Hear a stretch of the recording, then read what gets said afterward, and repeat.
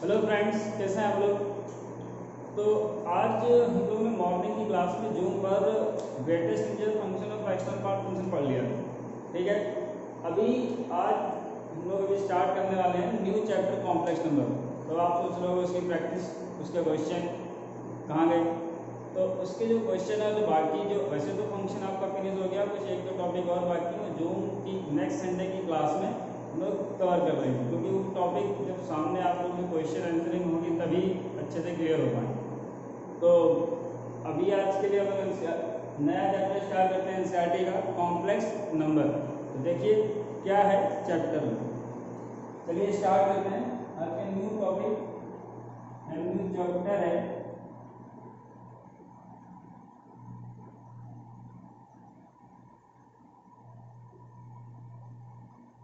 Complex number. ठीक, पहले तो हम ये पता करेंगे कि है क्या, और मेनली आज हम लोग सिर्फ इसको इतना ही पढ़ेंगे। चैप्टर में आपके जो कॉम्प्लेक्स नंबर है इसके बारे में हम लोग कल डिस्कशन करेंगे, यानी कल के लेक्चर में। तो आज क्या करने वाले हैं, आज सिर्फ और सिर्फ इस चैप्टर के बारे में जो है एक्चुअल में है क्या ये पता करेंगे। और स्टार्टिंग में मैंने कुछ मैथमेटिकल टूल्स आपको भेजे थे, तो उसमें आई वर्ड आया होगा, डायग्राम का आई, और इसको हम लोग ने आई आयोटा बोला, याद होगा कई सारे बच्चों को। तो इसके बारे में डिस्कशन करेंगे। तो होता क्या है, जब नंबर सिस्टम को जब हम लोग नंबर सिस्टम को पढ़ने की बारी आती है तो उसको दो पार्ट में डिवाइड करते हैं। कौन कौन सा? First real and second is imaginary. ठीक है, इमेजिनरी। रियल तो अपने नंबर लाइन पे ड्रॉ हो जाते हैं सारे। इमेजिनरी क्या है और कैसे क्वेश्चंस भी आएगा, किस टाइप के क्वेश्चन पे इमेजिनरी नंबर आएगा और किस लिए की जरूरत पड़ी, क्यों ऐसा हुआ। मैं एक एग्जांपल से शुरू करता हूँ, या मैं आपको दो क्वेश्चन लिखता हूँ। मैंने एक क्वेश्चन लिखा, क्वेश्चन ये लिख दिया कि फाइंड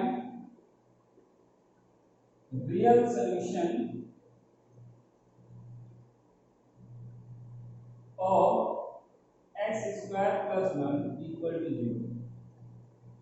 ठीक, एक तो ये मैंने क्वेश्चन लिखा, और एक क्वेश्चन मैंने ये लिख दिया, सॉल्व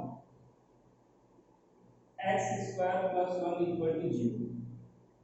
अब आप लोग को लग रहा होगा कि दोनों ही सेम क्वेश्चन लिखे हैं। अब अगर आप लैंग्वेज को ध्यान से देखो तो दोनों सेम क्वेश्चन नहीं लिखे हैं, दोनों क्वेश्चन में कई बहुत सारा डिफरेंस है। क्या डिफरेंस है जरा उसको समझिए। मैंने फर्स्ट क्वेश्चन में लिखा हुआ है find real solution of x square plus 1 equal to 0।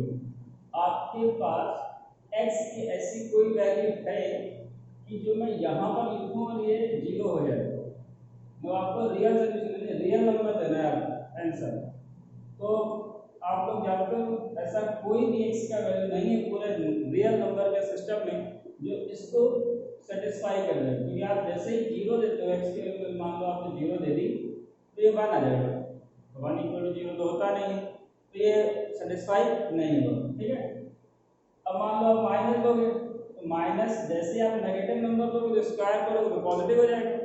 Positive और प्लस 1 पॉजिटिव है तो ऑलरेडी पॉजिटिव आ जाएगा, 0 नहीं होगा, तो ये पॉसिबल नहीं होगा। यानी आप इस जगह पर लिख देते हो नो सॉल्यूशन। क्या लिख देते हो? No solution. आगे चलते हैं। सेकंड क्वेश्चन में मैंने लिखा है x square plus 1 equal to 0। अब ये क्या है, इसने आगे कंडीशंस नहीं बताई कि सिर्फ कैसे सॉल्व करना है। इसने सिर्फ ये बोला हुआ है कि एक्स स्क्वायर प्लस 1 को सॉल्व करना। सॉल्व का मतलब एक्स की वैल्यू आपकी रियल भी हो सकती है और इमेजिनरी भी हो सकती है। जब रियल तो देखेंगे कि होगा, तो इमेजिनरी क्यों है जरा इस पे देखें। इस क्वेश्चन को सॉल्व करने में ये तो पता चल गया कि x की रियल वैल्यू नहीं है, ये फिक्स हो गया है कि x का ऐसा कोई भी रियल वैल्यू नहीं जो इसको वेरीफाई करे। अब इक्वेशन है या क्वेश्चन है तो आंसर तो होगा ही, या x की वैल्यू है, यहाँ पर इक्वेशन बनाई गई तो कुछ ना कुछ तो सॉल्यूशन आएगा ही। वो सॉल्यूशन क्या होगा उस पर बात करते हैं। अगर मैं x स्क्वायर इक्वल टू -1 लिखता हूँ, क्या लिखता लिखता हूँ एक्स स्क्वायर इक्वल टू -1। तो वैसे तो स्क्वायर कभी नेगेटिव होता नहीं, इन केस में मान के चलो कि थोड़ी देर के लिए हो गया, मान लेते हैं क्या नेगेटिव हो गया, तो मैं क्या करता हूँ कि यहाँ से x की वैल्यू निकालता हूँ -1 टू दी पावर 1/2। ये जो इस टाइप के जो नंबर आए -1 टू दी पावर 1/2 टाइप के, इस टाइप के यानी रूट ऑफ -1 को ही क्या लिखा गया, रूट ऑफ -1 को आई बोला गया कि ये बोला गया कि ये नंबर रियल तो नहीं होगा, कुछ और होगा जो कहीं और यानी एक दूसरा प्लेन होगा वहां पर रिप्रेजेंट करना होगा। जैसे हमारे रियल नंबर किस को रिप्रेजेंट करना होता है, कार्टेशियन एक्सिस जो कोऑर्डिनेट वाला प्लेन होता है उसमें, और इसके लिए जो दूसरा प्लेन है उसका नाम आर्गन प्लेन है। हम लोग अभी आगे डिस्कस करेंगे इसमें नेक्स्ट लेक्चर में या इसके आगे वाले लेक्चर्स में। तो -1 टू दी पावर 1/2 को आपने रूट -1 क्या लिख दिया, आई लिख दिया। तो ये जो आई है यानी एक इमेजिनरी नंबर है, ये रियल तो नहीं होगा, कुछ और होगा इमेजिनरी, इसे हम लोग आयोटा बोलते हैं ना। आई का फुल फॉर्म क्या होता है, आयोटा मींस इमेजिनरी, ये रियल नंबर नहीं है, इमेजिनरी नंबर है। ठीक, अब इसी में कुछ और आगे बढ़ते हैं। तो हमें ये तो पता चल गया कि रूट में कभी भी नेगेटिव आ जाए। अभी तक हम लोग फंक्शन में ये पढ़ा था कि रूट के अंदर वैल्यू जो क्वांटिटी वो नेगेटिव नहीं होनी चाहिए, तो सारा कुछ रियल सोल्यूशन के लिए था। अब अगर रूट के अंदर माइनस आ जाए, अभी तक हम बात कर रहे थे नहीं आना चाहिए, अब हम बोल रहे हैं अगर आ जाए तो वो क्या होगा, अगर माइनस आएगा तो वो कॉम्प्लेक्स नंबर बनेगा यानी वो आयोटा बन जाएगा। कॉम्प्लेक्स के बाद की बात है, पहले हम आयोटा के बारे में डिस्कशन करेंगे, आयोटा है क्या, क्यों जरूरी है। ठीक है, तो रूट ऑफ -1 आयोटा आई बन जाएगा। अब इसके बाद हम स्टार्ट करते हैं, इसमें कुछ और चीजें देख लेते हैं, उसका आप स्क्रीनशॉट ले लो जल्दी से। नोट हो गया। नेक्स्ट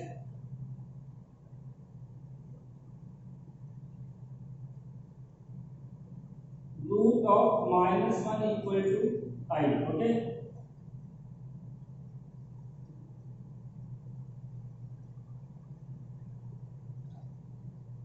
तो क्या करना है, जहां कहीं भी आपको रूट ऑफ -1 मिलेगा वहां आई आए। चलिए कुछ एग्जांपल लेते हैं, जैसे आपको रूट ऑफ -4 मिल जाए, क्या मिल जाए, रूट ऑफ -4, तो आप इसको क्या लिखोगे, आप इसको पहले ऐसे लिख लेना, √4 × √-1, √4 × √-1, √4 का वैल्यू क्या आएगा भाई, 2 आ जाएगा, और √-1 आई आ जाएगा।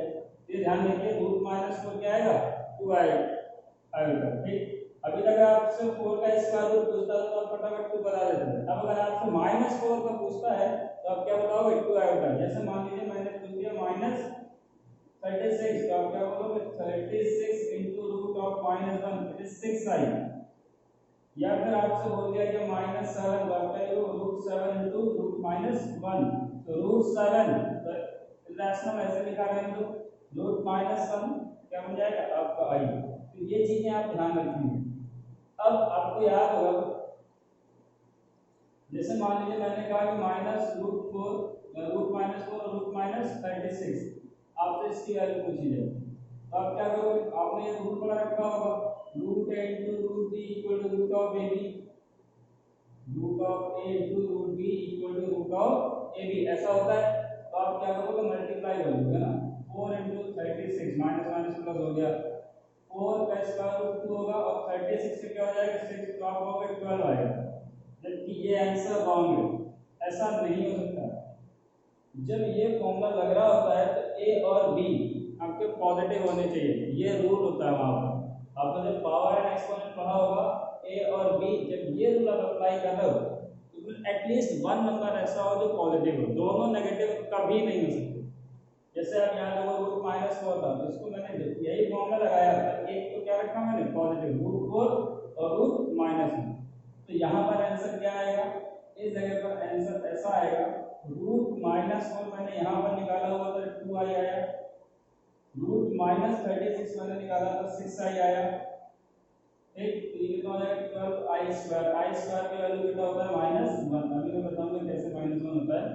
तो ये आप बिल्कुल ध्यान रखिएगा कि जब आप √a × √b = √ab लिख रहे हो, इनमें से कोई एक क्वांटिटी आपकी पॉजिटिव होनी चाहिए, दोनों नेगेटिव नहीं होंगी।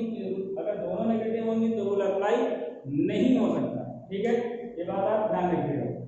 चलिए तो इसको नोट कर लीजिए।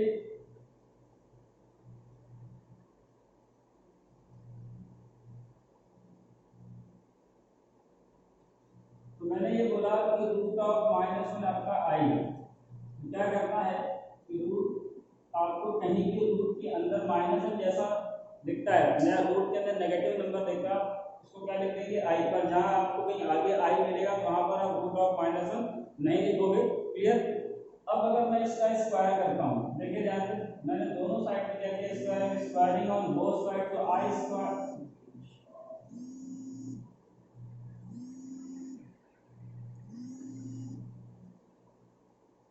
हेलो, तो मैंने क्या किया, दोनों साइड पे स्क्वायर किया। जैसे ही मैंने स्क्वायर किया तो आप देख सकते हो यहाँ क्या हो जाएगा, आई स्क्वायर इक्वल टू -1 आ जाएगा। आई स्क्वायर इक्वल टू -1, स्क्वायर का रूट रिमूव हो जाएगा, तो आई स्क्वायर इक्वल टू -1। ये वैल्यू आपको याद रखनी है।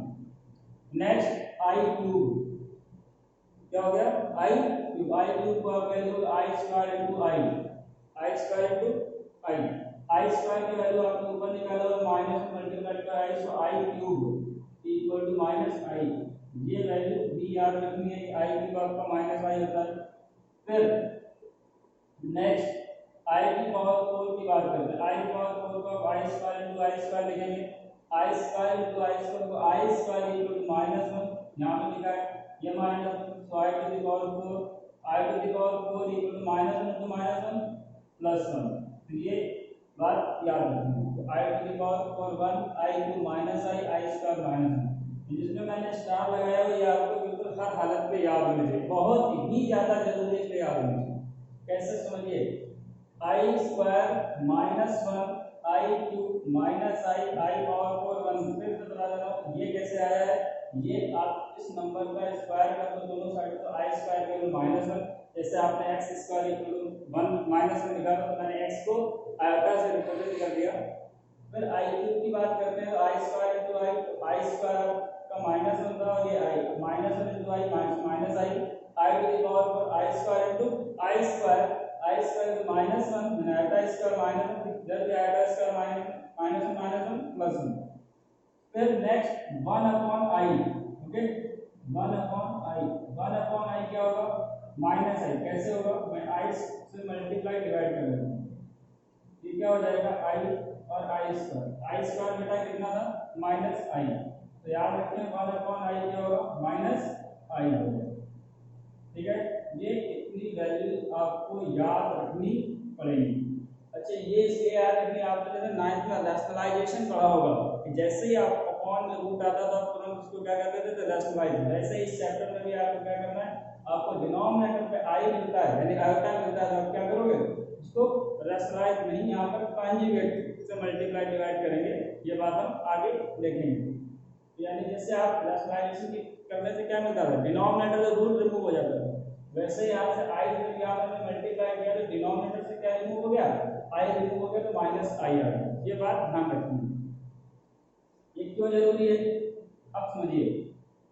आई की पावर 4 का वैल्यू 1, ये सबसे ज्यादा इंपॉर्टेंट है। क्यों, अब आप समझिए, यहाँ पर वैल्यू मिली थी -1, यहाँ पर वैल्यू मिली -आई, यहाँ पर वैल्यू मिली 1, तो ये 1 पॉजिटिव नंबर मिला, यहाँ -1 मिला था, यहाँ -आई मिला, 1 ये पॉजिटिव नंबर, पर ये पॉजिटिव नंबर कब मिला, आई टू द पावर 4, यानी 4 पर आपको 1 मिला है। पहला 1 मिला कब, जब आपने इसके पावर क्या लगा दी, 4 लगा दी, तब आपको 1 मिला। अच्छा, इससे क्या फायदा हुआ, इससे फायदा ये हुआ कि अगर मैं आपसे आई की पावर 8 पूछता तो आप क्या करते, I power 4 into 2, I to the power 4 का होल स्क्वायर, आई की पावर 4 की वैल्यू 1, 1 का स्क्वायर कितना होगा, 1 होगा।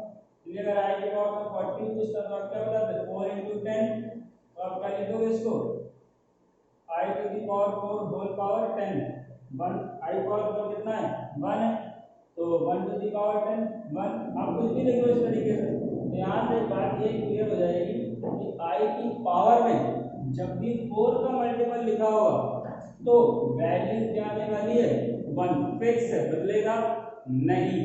आई की पावर में 4 का मल्टीपल जब भी होगा तो वैल्यू क्या होगी 1 होगी।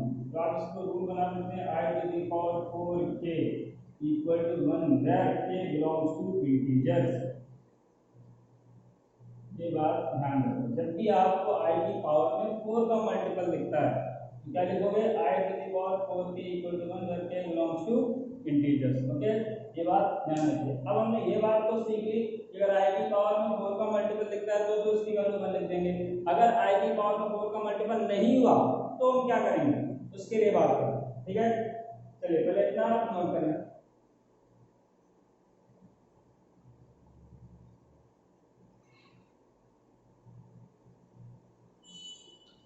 चलिए जैसे मान लेते हैं आई की पावर को मैंने लिख दिया 99, छोटा नंबर लेते हैं 25 ले लेते हैं।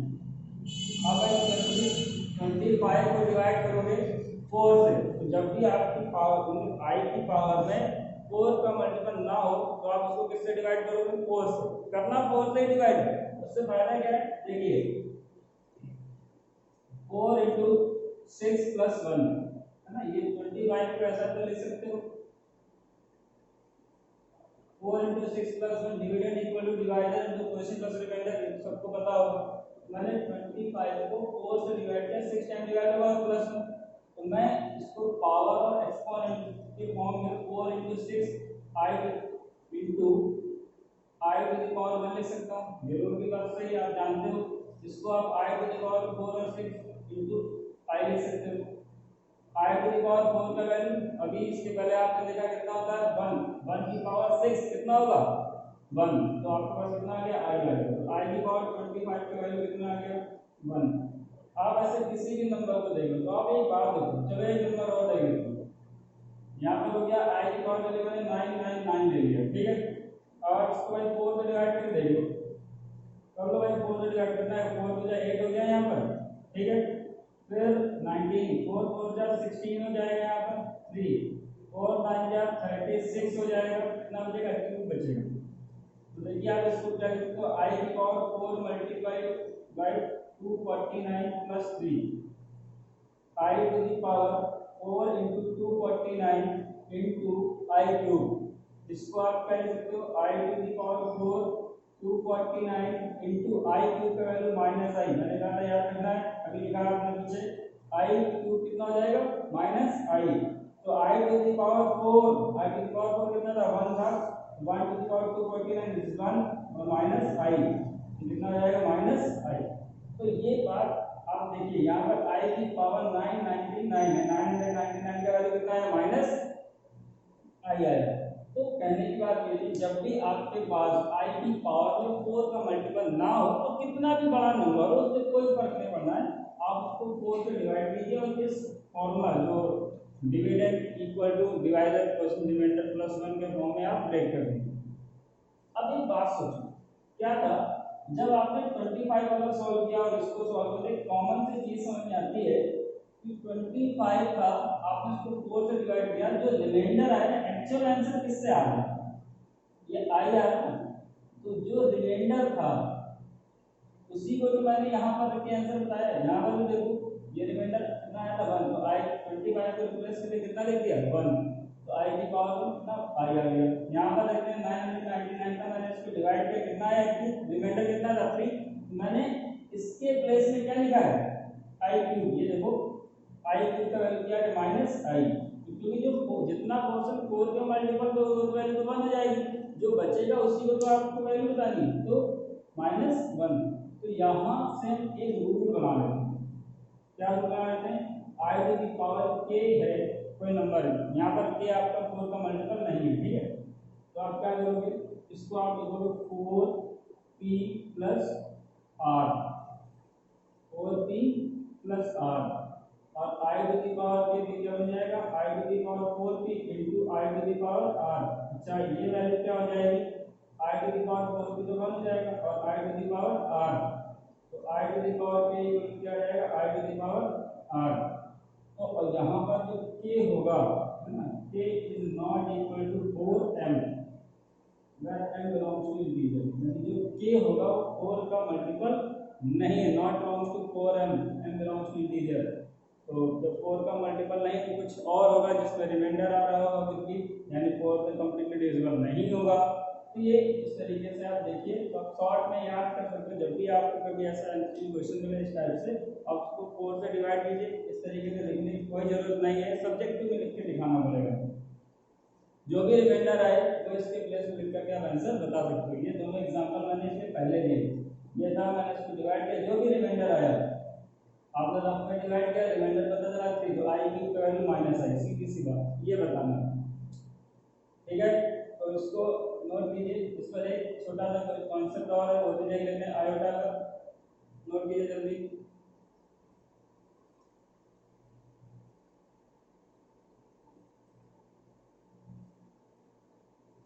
चलिए, एक और concept I plus I square plus I cube और आई टू दी पावर 4, ये तो बहुत ही ज्यादा जरूरी है। आई प्लस आई स्क्वायर प्लस आई क्यूब प्लस आई की पावर 4, इन सब चारों नंबर को मैंने प्लस करके देखा। जब इन चारों नंबर को मैंने प्लस किया और क्या मिला और उसको यूज कैसे किया, ये बहुत जरूरी है ना। ये ध्यान से देखिए आप कैसे। यहाँ हो गया आई स्क्वायर माइनस आई क्यूब माइनस आई क्यूब कितना हो जाएगा माइनस आई पावर 4 1, देखो बेटा प्लस 1 से माइनस 1 कैंसिल, माइनस आई से प्लस आई कैंसिल, कितना आ गया 0 आ गया। तो ये वैल्यू 0 आई। अब आप सोच रहे हो कि इसमें कौन सी बड़ी बात है, ऐड करने में 0 ही आएगा, लेकिन ये काम का कितना, ये सुनो आप इसको ध्यान से देखो। आई की पावर में आपके पास यहाँ पर कंसेक्यूटिव पावर लगे हुए, कंसेक्यूटिव पावर 1 2 3 4 इस तरीके से लगे हुए। अब इसका यूज हम कैसे करते हैं वो समझिए। ये याद रखना है इसका वैल्यू 0 होता है, ठीक है, ये पूरा याद रखना है। यूज हम ऐसे करते हैं, जैसे मान लीजिए आपसे पूछा गया 21 I to the power 22 I to the power 23 I to the power 24, इस तरीके से लिखा है। तो आप ध्यान से देखो पहले इसको, आपको एक चीज समझ में आएगी। क्या समझ में आएगी कि यहाँ पर कंसेक्यूटिव पावर 21 22 23 24 कंसेक्यूटिव है। मैंने यहाँ से आई की पावर 21 कॉमन किया बेटा, यहाँ बचा 1, यहाँ क्या बचेगा आई बचेगा, यहाँ कितना बचेगा 21 कॉमन किया आई स्क्वायर बचेगा, यहाँ कितना बचेगा आई क्यूब बचेगा, बचेगा ना। आई की पावर 21 कॉमन कर लिया तो ऐसे भी कुछ आ जाए। फिर आई टू दी पावर 21 1 तो 1 हो गया, आई हो जाएगा ऐसे ही आई स्क्वायर माइनस 1 और आई क्यूब कितना हो जाएगा माइनस, यहाँ पर माइनस आई आ जाएगा। ठीक है, दो प्लस आई माइनस 1 प्लस 1 0, ये रिजल्ट आ रहा है 0। तो आपको जब भी ऐसा दिखेगी 4 कंसेक्यूटिव पावर है तो उसका वैल्यू आप बिना सॉल्व किए लिख सकते हो 0 आएगा, लेकिन ध्यान ये रहे कंसेक्यूटिव होना चाहिए। जैसे एक और एग्जांपल ले लेते हैं कि आई की power k plus I to the power k plus 1 plus I to the power k plus 2 plus I to the power k plus 3, that k belongs to natural number.